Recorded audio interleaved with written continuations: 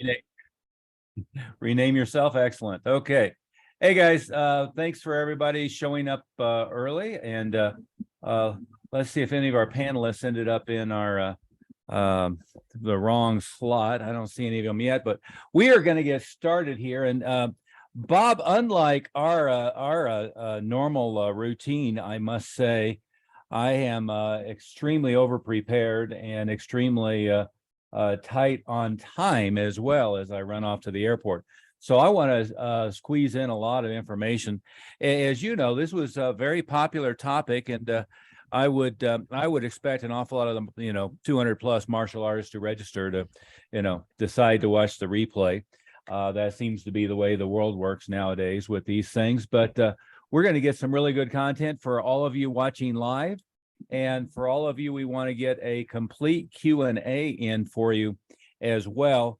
That's going to have to be on a more individualized basis. So any questions you have, what we will do is make sure that if you give Bob a call here, he will handle them for you and schedule a time with Jeff Smith, myself, Greg Mooney, with our panelist team to answer any and all questions that you have. So Bob's number 720-256-0208. Like I said, I'm running off to the airport here, so we won't have time to do that actively as part of our conversation, but we want to make sure that each and everybody gets any and all questions answered. And welcome, Master Moody. And Master Moody, I was just saying, I have two things going on at once, a time limitation as I run off to the airport, and an extremely highly prepared and organized content for today, which the others on our team might find humorous, given our normal, more extemporaneous approach. At the beginning there's Bob's number. Extemporaneous but effective, sir. I think what we do is very effective either way. What we try to do is very individualized and share and solve each person's individual problem, whether they be in the middle of Kansas or in the middle of Manhattan or in Toronto or wherever it might be. And we have a number of international registrants as well. I imagine those in Australia, New Zealand, rather than getting up in the middle of the night, are going to watch the replay. So welcome for all of our what are they, Kiwis, and the Australians Aussies. are Aussies. There you go, Aussies, and a number from the UK and smattering of other places. But here's our outline. And Bob, if you can keep an eye out for Grandmaster Smith here to see if he shows up in our participant crowd rather than in the other crowd and promote him to a panelist, that'd be great if you have the capacity to do that. Yes, sir. I'll keep an eye out. Okay, but here's our three topics today, and it's going to be, more or less a third of the time on each one. But our overall topic is how to regrow your school fast, and I want to give you some examples, and I can go back to earlier in the pandemic, so May and June. And we had a number of new clients that we started working with, after the initial round of shutdowns, before the shutdowns were over, that had fallen at that point by 50%, often more. And what we discovered very quickly was, which I knew already, I mean, we had never been through a once in a century pandemic, but we had certainly done growing schools fast before. That was my background of doing grand openings and turnarounds. But what we found is we could have them back to where they were pre-pandemic, to the highest level they ever were pre-pandemic, in about 90 days. And so one example would be Stephen D. Castillo. Pre-pandemic, he had peaked out about 30,000 a month. Really only March, April, May, June. I believe 4 months into the pandemic, he was down to, if I remember correctly, 17,000 a month, 17,000 a month. And I think in the current month, Greg, didn't he say he was at about 62 this month? Yeah, in the 60s. And yeah, he's a Krav Maga school. Another example, and this is a very recent example, a school in a very hard hit area in just north of San Francisco, an adults focused Muay Thai school. And we keep finding him every time he uses the word gym, but he's a Muay Thai school, predominantly adults still at this point. He was at 16,000 a month, was it end of November, and had an all-time record. December, he sent us a note that he had first Christmas he ever felt good about not having to run up the credit cards and, you know, buying the family whatever they wanted basically for Christmas. So that's how quickly he started to have a turnaround. And 4 months later, which was he has closed the business for February, he did over 40,000. So from 16,000 to 40,000 in 90 days. And in his case, that's not only, you know, better than pre-pandemic, that's, you know, that's up another, I think 10 or 15,000 from what his all-time previous records were.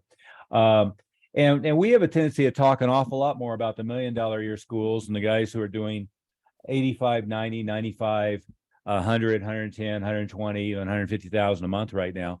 But I want to put in context for everybody is in most of those cases, they started with us, you know, doing 20,000, 22, 17, in Paul Helston's case, he was at about 40,000. An example we used recently was he was at about 40,000, getting the feedback from somebody who's now doing 140,000, thinking they were full of shit and thinking that we were exaggerating and lying about everything. And in the most recent months, he's been in the 90s since he finally got off his duff and started to get work with us here. But our first promise on the Rebound Your School has been to be at least where you were pre-pandemic in 90 days, if you are in fact still down. And I know a lot of people took a big hit, and then 2022 were really good years for you. But in most cases, I think what we have found is that long established, high quality school owners grew their school slowly the first time around, and grew through referrals, grew through live events, one thing or another, but did not in fact grow their school through having 100 students in 90 days, 200 students in 90 days, 100 in 90 days, heavy, aggressive, multifaceted marketing. And what we are also clarifying for everybody is you don't have to regrow your school the way you grew it the first time. And in fact, last time I said that, Master Moody, you corrected me and said, in fact, it's dangerous to grow it slow. What was, give everybody your take on the slow return rather than the fast return. Well, the danger of growing slow is there's a lot of dangers of growing slow. The idea, I think, in the industry is the way that you build your school is you grow a little bit, you kind of draw a straight line from 0 to 100 students and 0 to 200 students. And then, one of these days, 3 or 4 years from now, you're going to be at a good point. The problem is that there's multiple problems. One of the problems is as you grow slow that way, you're getting to a point where you're barely making money. You're not able to reinvest the money that you do make into marketing, and then you end up in a position where if you have a couple bad months, you're negative cash flow. So that's one big problem.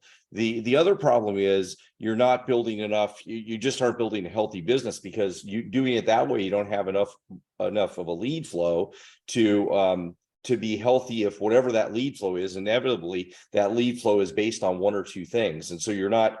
If one of those one or two things doesn't work for a couple months, maybe because it's the summer, maybe because we get all kinds of people telling us, oh, the summer's slow or the winter's slow. And our clients don't talk that way because they've got enough things happening. Not after they say it the first time. Yeah, exactly. Yeah. Because there's enough things happening that they have a consistent lead flow and a big enough lead flow that they can grow. And it reminds me of if you opened a restaurant and you were going to grow that way and you had 100 tables and, the first month you had 4 of those tables full and the next month 8 of those tables full and the next month 12 of those tables full. That would be like a crazy format for your business if you were a restaurant. But it seems like that is you'd go out of business every single time. And that seems to be the norm for a lot of these martial arts schools. They think that that's an okay idea. If you have 100 spots on the floor, your job is to fill the 100 spots. Well, and to add to that, is many of the schools have started, I'm part-time, I'm teaching part-time, I rent space. Now I've got retail space. But over the years, it gradually got bigger and more expensive, and I added staff and I grew in one thing or another. And the overhead ramp up in many cases was kind of like this, right? Which, if it stays in percentage, is fine. In many cases, it outgrew where it should have been by percentage, but the overhead ramp up was slow, and so now you have to be back where you're covering overhead, and in many cases covering a crap load of debt that people took on. And for anybody who we didn't get the message out to during the pandemic, is our guys, we were fighting against them taking out loans, fighting against them going in debt, fighting against them getting into trouble with their landlord by making sure, one is their expenses were in line, and two, they were up 20% rather than down. And that in fact happened. Go ahead. Glad we got Grandmaster Smith here. Could I add something to the first piece that you said about that somebody might be thinking with the schools that we just got started with us that went from 16,000 to 40,000 in 4 or 5 months. And if anybody's got in their mind that the idea is that they cashed out a bunch of people or had a bunch of people paid in full, all of their billing went up by dramatically too. So the process, just in your mind, and we're going to go through all that process, but in your mind, if anybody's getting a negative spin on that because they're thinking, oh, you guys are just getting everybody to pay in full, that's not the process, and that's not what we're going to go over today. So just have the idea, this is a very healthy, student focused and positive way to grow and build your business, and that's what we would expect. But the first part we'll cover is growing fast because it's dangerous to grow slow. Well, and Master Smith and I just got a text here, and this is the typical problem here. Where are we at here? Is that where he netted over 500,000, and then including his income, his personal income from the school, he was over 700,000. So he's trying to figure out how to handle his tax on that 700,000. Yeah, but vote for people who are going to install lower taxes might be a good start. And of course, living in one of the highest tax states in the country is bad. This is in Jersey. Thought I'd share some numbers. 2022 net profit is 516, 950, 933, up 20% from 2021. Thank you for your guidance, mentorship, and that occasional kick in the ass. Might say it's not that occasional, but then he buried the lead here. He said, along with the salary that he was paying himself, the net was 700,000 for the year 2022. So I mean that's kind of burying the lead, because the paid a salary in addition to that. Yeah. The net profit is net discretionary income is the term for it. All the money you spent on yourself that was discretionary to spend on yourself, including your cars and one thing or another, and salary. But anyway, Matt Smith, I was saying that given my inability to schedule effectively, I'm running off to the airport here pretty quick, and did I think a pretty good job of organizing our timeline here.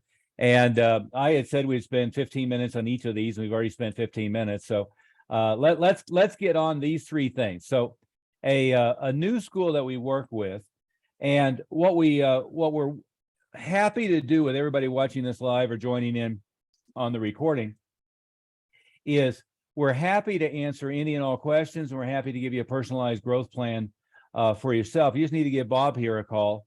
The one with the we have two gray beards here. The one with gray beard and hair on his head. And at 720-256-0208, and we're all four of us are happy to set some time, no cost, no obligation, just to answer some very personalized questions for your situation and any questions that come up during this. But as per usual, guys, we could spend an hour and a half on just this first one or the second one, but I wanted to get through all three of these pretty quickly. So let's try to keep to about 10 minutes a piece here. So our first thing that we do with our new members is we help them focus on figuring out first what it is, and then maximizing their average revenue per student. And you can calculate that in two ways. Well, you can calculate that in an infinite number of ways, but we focus on two things. One is for the average new person that you enroll, what on average are they going to spend with you over the lifetime of their enrollment? So are they, once you enroll them, on average going to spend $500? Are they on average going to invest with you $5,000? On average, are they going to invest with you $10,000? And our target for our high level schools is to get that number in the $7,000 to $10,000 range. And what I find is an awful lot of schools never have thought about that. They've just looked at head count and looked at volume, and you know, they pat themselves on the back or not based upon their traffic. But really, the number we were just talking about from this text, it's really about how many or few headaches you have in your day-to-day operation, how high or low a student quality you maintain, and what your income is, both highly compensated staff so that they're happy they made this as a career and are welcome to put their heart and soul into it, and how much you keep personally. And I can tell you from that text I just read off quickly, is he's compensating his staff better than they ever thought they would be compensated as well. So it's not like they're in there working for free or working for minimum wage.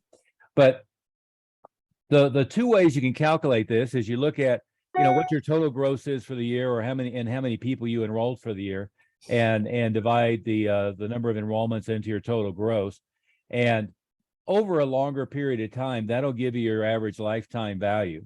So the average amount of money that an average person is going to spend with you.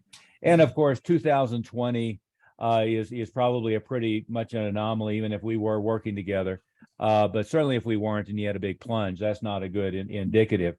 But if you get that number up where it's $8,000, $9,000, $10,000 a month, that solves an awful lot of, or a lifetime, that solves a lot of problems. And you know, if it's $500,000, $800,000, you know, if you have low tuition and high turnover rates, you're on a hamster in a wheel now and forever, and you're never going to get off that wheel. The other one is monthly, and what we will do is take what your active students are, and you know, again, we could go on forever about this because retention is paramount, and quality student service and long-term student retention. But we'll take what your active count is, how many people are actively training, not how many, you know, ACH or credit cards cleared in a month, but how many students actually came into class this week, and divide that into your monthly gross. And what we're looking for on that number is for the average person who's actually training to be contributing 300 or more on an average revenue per month.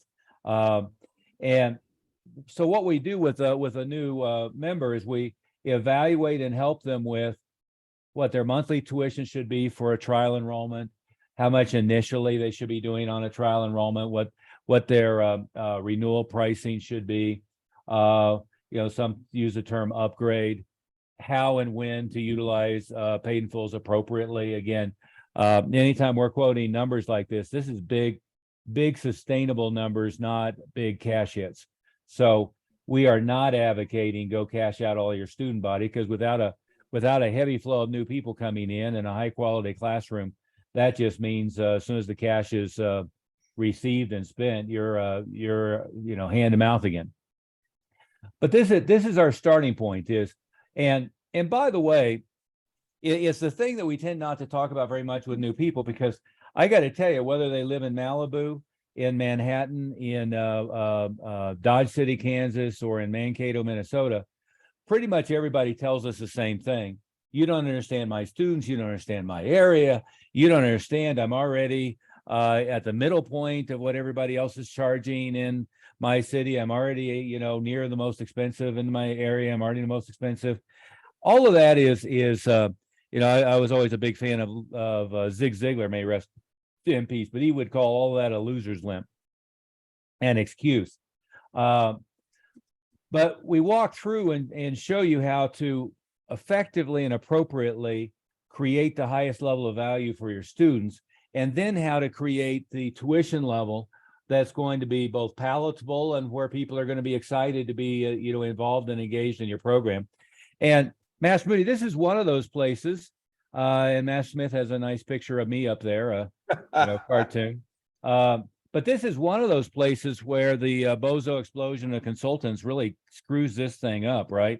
Is you see on the one end of the spectrum the guys that are cash chasing cash at all costs and not worrying about service and retention, and on the other side, people who are so incapable of teaching and duplicating an effective introductory and enrollment process that they try to get rid of it altogether.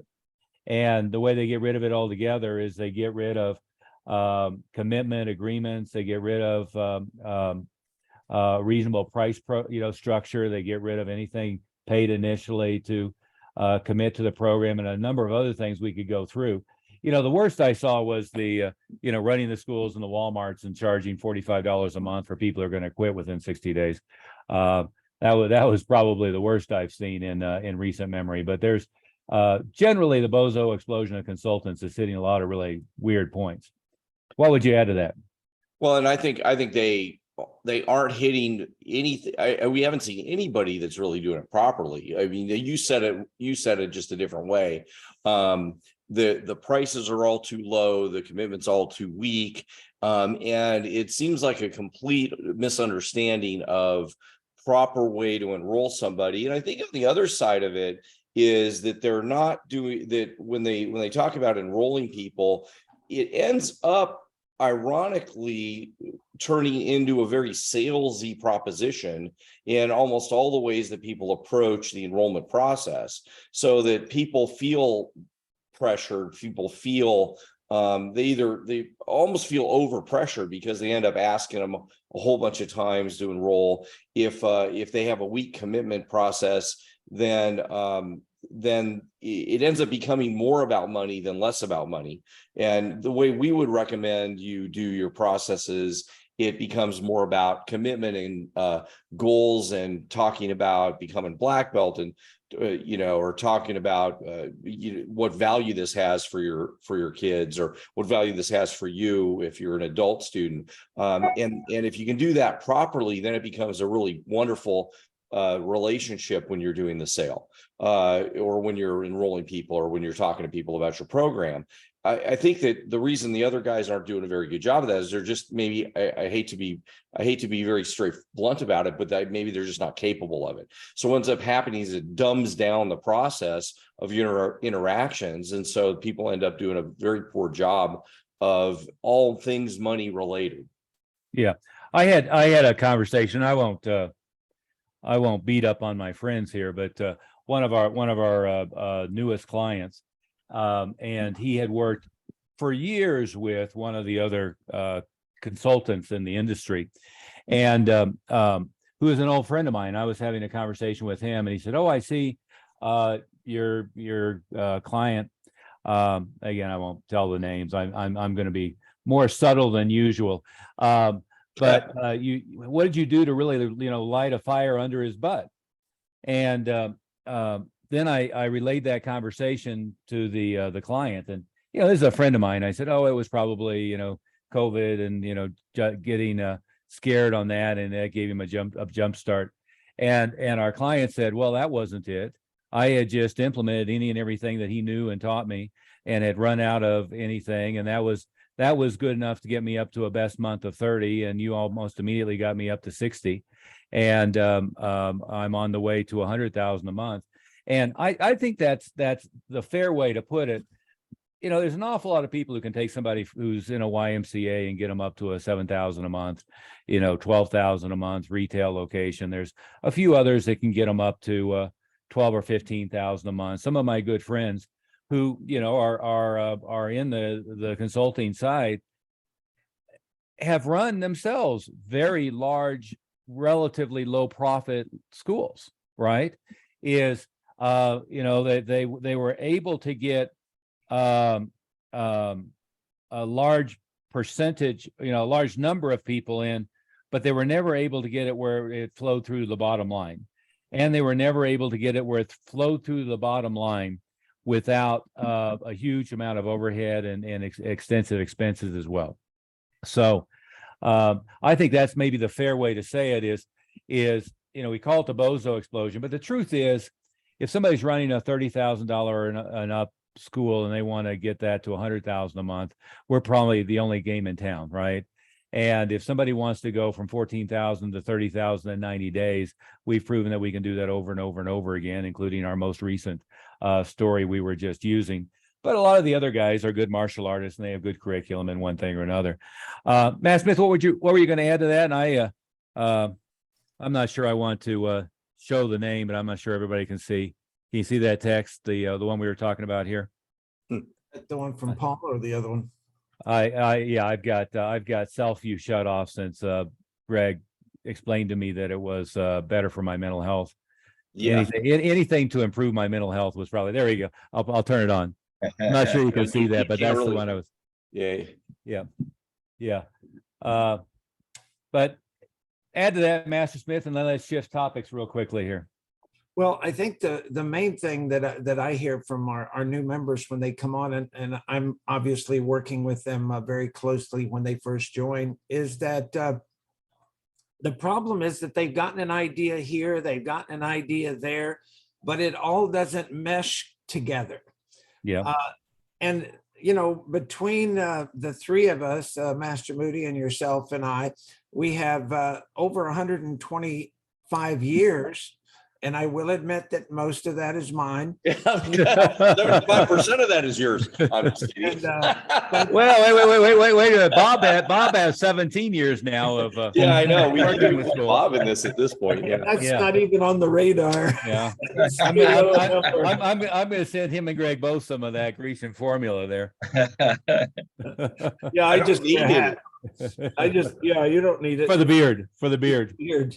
Yeah. For the Oh, beard. he didn't notice that. He didn't notice that. No, but I think that's what the real difference is that it's the first time that somebody had somebody who could actually handle every problem and situation that they encounter. Because after 125 years, we've seen it all.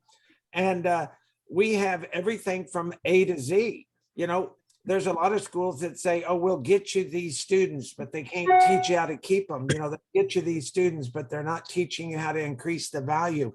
They'll get you these students, but they don't have the full package. And that's the thing that most of our schools say, is that y'all have such a systematic way of just going ABC. It's like a domino effect. The way we train our new members is we start them at A and go all the way down through the whole thing, including training their staff, including getting an instructor certification program, to retention systems. And it's just, you know, motivating the students, getting that black belt verbiage. I mean, there's so many things that I could say, because most of the groups out there that I've seen, they'll give people a couple ideas and people will run with that. And that was kind of like you were talking about one of our members who had gotten up to 30 and he ran out of stuff. So that's because the ideas that he gave him was not as deep as ours. Mm-hmm. But you have to realize the experience that we have between the three of us, not just 125 years, but, you know, we've run you know, between the three of us, we've probably run over 40 schools over those years too.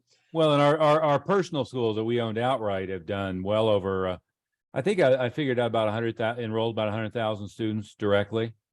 And of course, with our clients, it's into the, you know, well into the millions. Well, and the thing is that we were in there doing this. We were teaching the classes, we were doing the conferences. We weren't in there for a couple of years and then out of there. You know, I ran the June reorganization. We had 12 schools. I was a senior VP and head instructor, you know, chief instructor for 25 years just in that, and then ran my own multi schools for another 30 years. So we have that that background to be able to show them. And we've had the experience of training so many staff. But I tell you, the biggest thing to me is that technology caught up with us. Mm-hmm. It was what we wanted to do before, because we found that just sending them some information in the mail didn't work. Just having a DVD, just having a book, just having a link to something doesn't work by itself. No. We think of it as going to college. You're going to learn the same way. And here, even during the pandemic, Zoom is what saved all our schools. Yeah. The pandemic, everybody, all of our members knew how to do Zoom. So they immediately switched over, and we were doing intros, enrollments, testing, renewals, everything via Zoom. And when we told people that, they were going, "Oh, you're crazy. There's no way you can do a enrollment on Zoom. There's no way you can do a renewal on Zoom. There's no way you can do testing." We did all of it. And it was just our expertise that with the depth that we had to share. Well, I might say our sure-footedness on being able to shift on a dime on the marketing side. What most people did is kind of crawled up in a corner and stopped doing any marketing. And instead, what we did is double down on all the things that were working and doable. And of course, a number of things, a number of opportunities went away. But let's see if we can cover this in 14 minutes now. And by the way, if somebody, sitting out there, they're going like, well, what's the next step? What should I do? I'm going to tell you, just call Bob Dunn. His number's right there on his picture. It's right at the top there in yellow, the 720-256-0208. And let him set up a time to chat with me. You'll chat with him first, and he'll get some general information. So I have a little and give you some really high quality ideas along the way, by the way. And I tell you, when we do that, just whether you join with us or not, we're here to help the industry. And we know that if the longer you're with us, the more we're going to help you. But if we can help you in just a call or two, and we've had people say that. We had people join after that because the just a few informations we gave them bumped their gross like $10,000. They said, well, if you could do that with just 2 calls, then I knew that you were the right guys for me. Well, the example I use is Cody, Colby, yes, who came to one of our webinars and did an extra 60,000 in December before joining. He got one idea that he implemented. Let's go on to these next 2 topics. We have about 12 minutes here.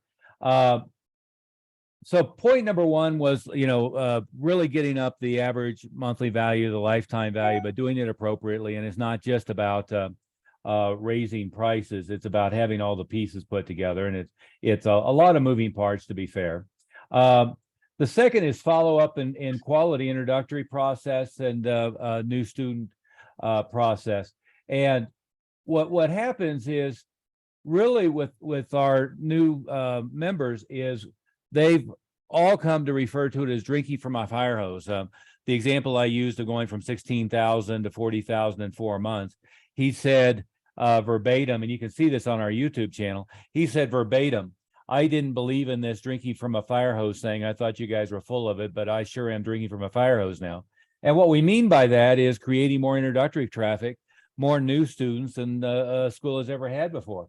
But before we do that, it's important to have a quality follow-up. And I got to tell you, if your school is already enrolling 20 people a month, you should be $1 million school. And if you're not $1 million school, you got a lot of other problems that aren't marketing problems.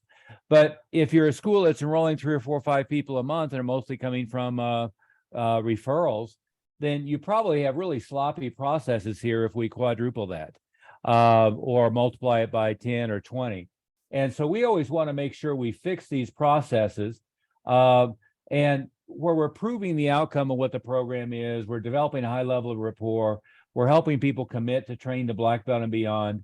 And we measure that very carefully by what's our lead to appointment, to intro, to enrollment, basic student to renewal to black belt commitment ratios all the way along the line. And then we open the floodgates. And so this is an extremely important component. And the funny thing is, I think, is almost everybody that we talk to immediately, what they tell us is, I'm charging as much as I can charge in my area. My students love me. My retention is great. All I need is more new students. And I do a great job because everybody I sit down with to enroll, I enroll. And in reality, their dropout rate is horrible. They just don't have a good benchmark for knowing what it should be. In reality, their pricing is way off of where it should be. And in reality, their systems have never been stress tested. Take the bank failures going on here. Their systems have never been stress tested. So all of a sudden, if you have 100 intros in a month, your systems fall apart pretty damn quickly. But anyway, let's move to Master Moody, Mr. Dunn, Master Smith. What would you add to this quickly?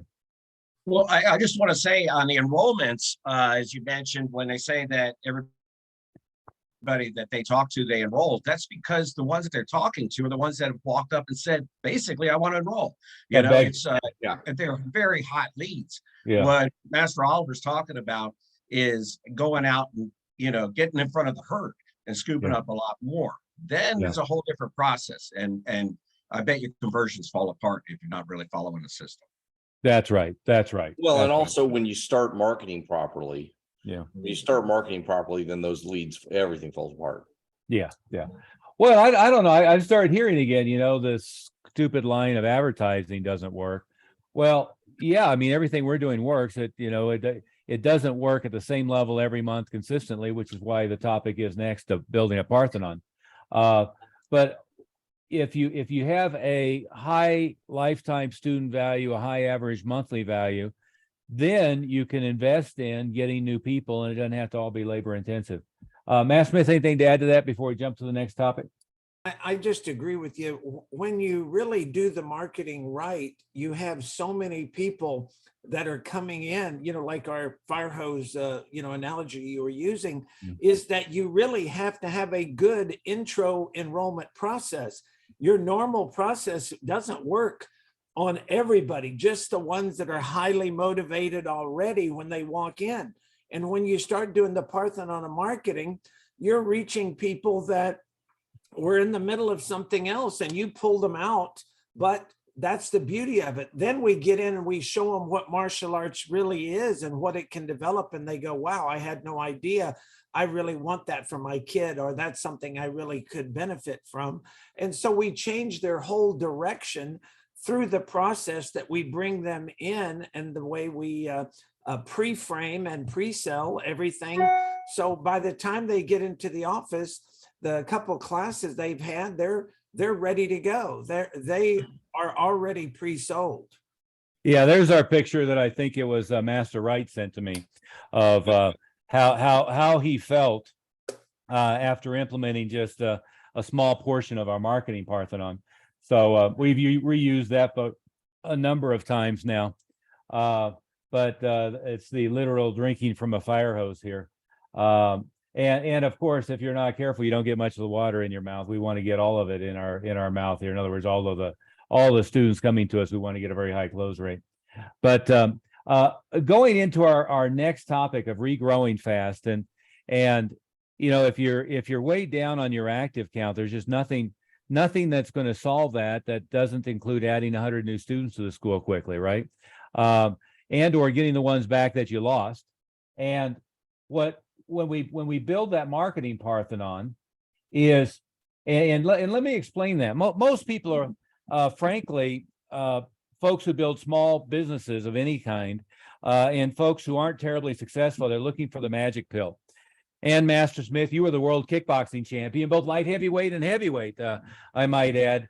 And you didn't get there with one technique. You got there with a multitude of techniques and quality timing and quality conditioning and training 35 hours a week and timing and the ability to not get hit and the ability to strike effectively and knock out when appropriate, right? And being able to do that, but being able to teach somebody else that, I developed world champions and national champions also. And that's kind of what our difference in our group is, our business group, is that we're not only have been able to do it ourselves, but we've been able to teach others to be that successful and have so many $1 million schools. So there's a lot of world champions, but can they train somebody else to be a world champion? Well, that's kind of like the business you know, of course you were successful, but can you show somebody else how to be successful? Yeah. And I think that's where we really excel. And I think part of it is all of us come from a multi-school background. So we were never running a very highly successful school that was personality based, centered around our personality. They were always systems based, being able to plug new quality trained people in and being able to turn the wheel. But And that's one of the reasons you could do multi-schools, is because once you get it right in one school and you have all the systems and it's successful, then you can duplicate that if you want to.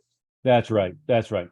But our last point here, and of course we haven't been able to do a deep dive in any of these things, but we have a fairly short amount of time allotted for today.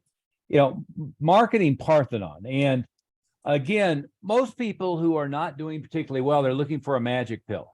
They want what's the one thing that's working right now on Facebook, or what's the one thing that's working on Google, or what's the one thing that's working using email or something like that. And I got to tell you, we're doing great on Facebook. We're getting a great cost per lead, cost per enrollment, a huge flow of people. That saved really aggressively grew our schools during 2020, especially, and now it's still working great. Doing great with Instagram and other social media, doing great on Google and pay-per-click. But it's building a Parthenon. And by the Parthenon, I mean kind of like the photo behind me, which is the facade of Wall Street. But it's building a lot of different pillars that are driving new people in. And if you wanted one takeaway on your marketing, and this is the simple, stupid, not very complex, but you got to anchor it in. Schools that aren't getting enough new people just aren't doing enough stuff. They don't have enough different activities going on to drive traffic. And we hear all the time, Master Moody and I had 3 conversations yesterday of people who said things like, well, I tried Facebook, it didn't work. Well, it's not that it didn't work, it's that you didn't know how to do it, right? Oh, I've tried Google, that didn't work. Well, it's working for pretty much everybody else who does it right. So, there's an awful lot of this stuff. But what we're having great home runs with is movie promotions. And of course, the movies are back. Top Gun, Maverick proved that. Saved the industry, even though they don't want to recognize and applaud it. And Master Oliver, it doesn't. And at most people most of the school owners I chat with, they believe you have to, when you're talking about a movie promotion, they need to wait for a martial arts movie to come out. But that's not the case. No. So I just wanted to point that out. Yeah, kids' movies are great. Any action movie is great. I mean, it's just about all of them. Well, big any good movie that draws a lot of people, that's the key. Yeah, but and again, that's not particularly our topic, but it's one example of something that we can hit a home run with. Another thing we can hit a home run is live event promotions generally, finding a big local community event and doing it effectively. And again, I talk about the Bozo explosion. I'm not very charitable about that, but not mentioning names, some very close friends of mine, I'll see them, they'll say, well, I tried that thing that Oliver was saying, it just didn't work. Well, no, it works. You didn't know how to work it, right? They didn't know they didn't know the system. I equate that with one of my students. I'm teaching them a sidekick, and they come back and said, that sidekick doesn't work. And I said, did you watch Bill Wallace video? It's the way that you tried to make it work, it didn't work. So that's the key to all of your marketing, is that you're showing them what they're doing wrong. And it never fails 99% of the time. When we explain how we did it, they go, oh, well, I never thought of it that way. Yeah, which is a good example. And it's a technique you don't have to be Raymond Daniels to make work, because, now he's out there doing whatever, 720 degrees, double flip, side kick him in the chin. But the point is, there's a ton of stuff that works, but I don't know how many times we've created grand opening plans where we added 100 students in a month, turnaround plans where we added a net of 100 students, and that's after you account for people who faded out in 60 days or 90 days. And I stole the concept from a great copywriter by the name of Gary Halbert, but there's no problem with a martial arts school that you can't solve by adding 100 new students. And I might add by adding 100 new students quickly with the right price point, right? If you had, for most schools, if they add 100 students in a year, they're going to have lost 120 students in a year, and that doesn't get you anywhere at all. In fact, you just went backwards. But if we add 90 students in 60 days and fix our dropout rate at the same time, now you're sailing, right? We will add 20 to 30,000 a month gross just with a blitz of 100 new students, with getting the average revenue to between 200 and 300 a month per student, and usually 250 to 300. So all of a sudden, add 100 students in 2 months or 90 days, and you've added 30,000 to the gross. We've done that over and over and over and over again. But anyway, going back to this before we completely run out of time, is what I would say is put a pencil to a paper. And if you don't, and this is again something we find, usually people don't really know the right things to do, or they have done stuff and they've had bad conversion rates. And the conversion rate process is something we can fix, and the getting the actual activity to work is something we can fix. But really put a pencil to paper, and if you want 20 enrollments a month, get 20 things going on every month. And again, we've dealt with some very successful schools coming in as new clients, who are already doing 30 enrollments a month, but they're doing it all from, say, Google. Well, I love that.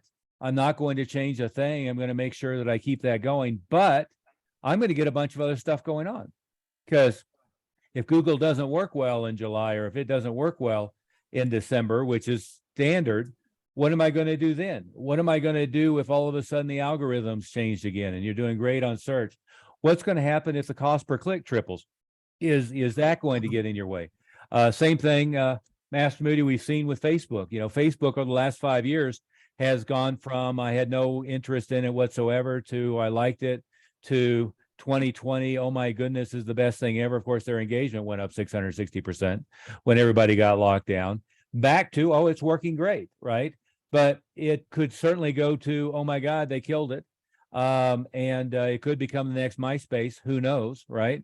And it certainly has an aging problem. So we know that their viewership, the Facebook is skewing older. So now it's Instagram and it's TikTok if it doesn't get banned, or whatever else is next.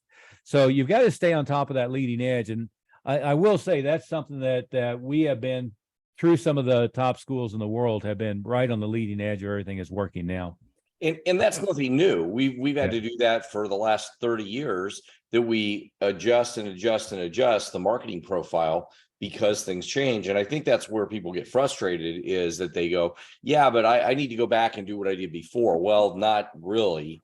I mean, some of that, yes, and some of that needs to be adjusted, and some of the new things that are coming out need to be done, but don't get caught up in the next bright shiny object as well. So that, we realize it's complicated, and that's what we're here for, and that's what we'll evaluate when we meet with you.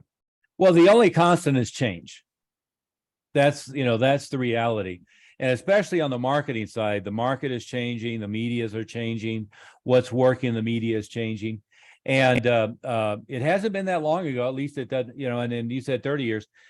This is the 40-year anniversary of Mile High Karate now, and the 50 year of the Junri Institute anniversary was about 5-6 years ago. Wasn't that right, Master Smith? Maybe it's 10 years ago now. The time is flying. I know I've been running schools first through Junri and then myself for 50 years. Some of the early experience there wasn't very sophisticated, shall we say. But I used to run as many enrollments as I needed through infomercials and through full page ads and the Sunday TV guide. Well, infomercials are still there. They're much harder to make work nowadays. And the TV guide doesn't exist anywhere that I've seen in the daily newspapers. And of course, the daily newspapers, some of them don't exist, and some of them are down by 50%. But again, it keeps evolving, and we keep evolving with digital strategies, but we keep evolving with offline strategies. So, Master Smith, you say online community outreach and referral marketing. I tend to make it more complicated, but we're using direct mail very effectively, used in the right way with the right list, with the right offer. We're using community event marketing. We're using what would be called host parasite relationships, working it with everybody from elementary schools to major employers and everything in between, doing movie promotions. And again, the biggest opportunity right now is the upcoming Guardians of the Galaxy movie is going to be massive attendance at the big multiplexes. But reason, Master Oliver, most people aren't doing enough marketing is because they don't know how to do it. or They've what to spent do. all their years learning how to be a martial artist and not how to be a business person. And you've heard the expression, a rising tide lifts all boats, right? Well, that's what happens when you're in our group. All these members who are getting to be $1 million school, well, that was no difference in the martial arts. When I was world champion, the guys in our group started copying what I was doing, and then we had 2 world champions, and then 3 world champions, and then more people became world champions or national champions or whatever. That's how you do it in martial arts. It's just duplicating what that success is. And that's what our schools, once they saw what the other schools were doing to become $1 million schools, then they quit doubting the process and just saying, well, if they did it, I can do it. So I just started doing it. Yep, absolutely. And I guess what I might end with is just a slight recap is any and all questions that you have, we're happy to answer it. Just give Bob a call, 720-256-0208. What we are going to do is show you how to regrow your school to whatever your previous record was pre-pandemic within 90 days. And if you're already back there, good work. We've seen schools who are already back there in New Jersey and New York City where they were abused the most, and in Toronto and various parts of Canada where they were abused the most. And we've seen schools that were in the free state of Florida and Texas and so forth that are still down. But the next thing is to hit new records, and we're happy to prove it to you and show you and let you see videos or talk to people, whatever you want. But the schools where we have the magic touch is they're doing 40,000 a month now, and we get them to 50,000 a month net rather than 40,000 a month gross. And or in this case, 700,000 net, which is a nice place to be there. And Master Oliver, to alleviate anything, it doesn't matter what style you are.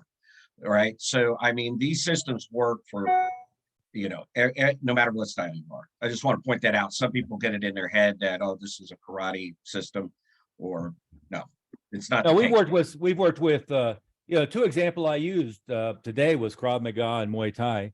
There you go. But we've worked with a number of MMA schools who usually what that means, they teach BJJ and they teach Muay Thai and then integrate them at some point.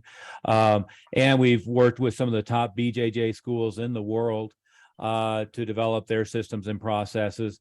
Carlos Machado's #1 school and his organization is one of our clients, and we've worked with a number of others.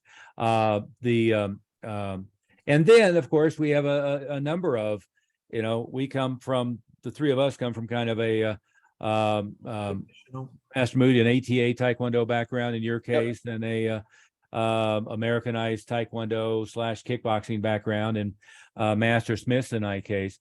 But it really isn't about the curriculum. Is we show you the systems that feed for higher quality students, for more students, for student longevity, and ultimately to get all this run by staff so that they can just crank the wheel and keep it going, like the example I gave of the text I just got. And number 2, to get your personal net profit way up and keep your headaches low while having the highest quality students you could possibly have. But again, we're happy to answer any and all questions. Give Bob a call. We're happy to do that. All of it'll be, free, no obligation, one thing or another. And anything to wrap up, guys, now that I'm officially 10 minutes over my schedule? No, make sure you just call Bob and schedule a time so we can talk to you individually, because all this stuff is we've got to work with you individually to figure out what the next couple actions are for you to take. And as Grandmaster Smith said, I mean, we've had quite a few people in 1 or 2 calls add $10,000 to their gross monthly income. So Yeah, and most everybody, they just don't know what they don't know, right? So these conversations that we have with you on the front is it'll be very valuable for you. Definitely well worth your time. yeah, and it's not your fault you don't know what you don't know. I mean, it's totally not, it's totally understandable why that's the case, and we get it. Exactly. It's not part of what you're normally brought up with when you become a martial artist and when you start training and you open a school. So this is kind of normal. In most schools, the reason they don't do as well is because their instructors, you know, our grandmasters, most of these grandmasters were great in martial arts, but not great in business.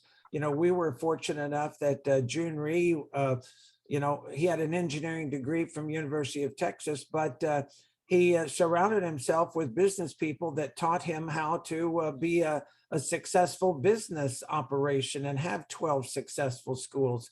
But I'm going to tell you, you can count them on one hand that have been like that over the last 60 years in the US. Yeah, absolutely. Absolutely. On that note, thanks everybody. And I'm going to jet off to the airport. Have a great time in the blizzard here. So Careful. yeah. No worries. No worries. As Master Smith has learned when he's out here, you know, Yeah. we don't do snowed in. Just ride the skis, get your skis on and just ski down the hill. I've got the V8 X5 with snow tires, so I'm in good You shape. called the snowmobile Uber. No. Okay. Thanks, guys. Bye, guys. Bye-bye.